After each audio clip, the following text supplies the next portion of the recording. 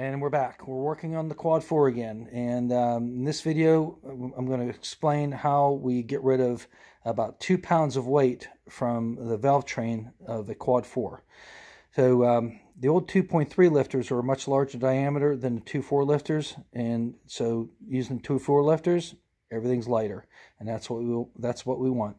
So got an old cam housing here.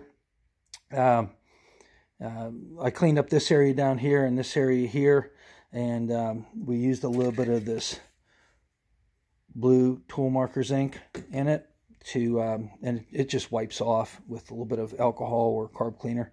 But we spray that on, and then we set the cam down in. This is our 2.3 cam. Some of these will hit the housing, so you always want to check it. Let's get that down in there. Let's try again. We're trying to do this with one hand. There we go. All right, now on this side here, it just barely clears the housing, but we want to still want to clearance that a little bit. What I do is I take a carbide scribe and just put a little mark at the corners of the lobes, so I know where to clearance it. And then on this side, we rotate the cam, and some of these are going to hit, some of these aren't, but we're going to clearance them all. We just spin it around, and then pull this little guy out, and then you can see very clearly where the cam lobe was touching the housing. So this is where we would clearance for the cam lobe.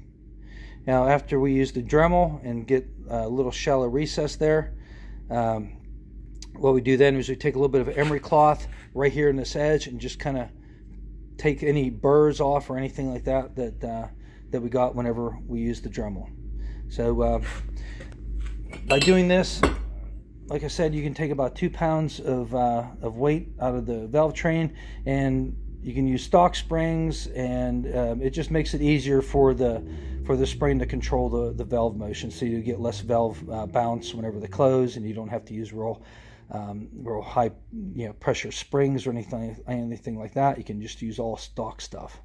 So let me know what you think. Hope this helps.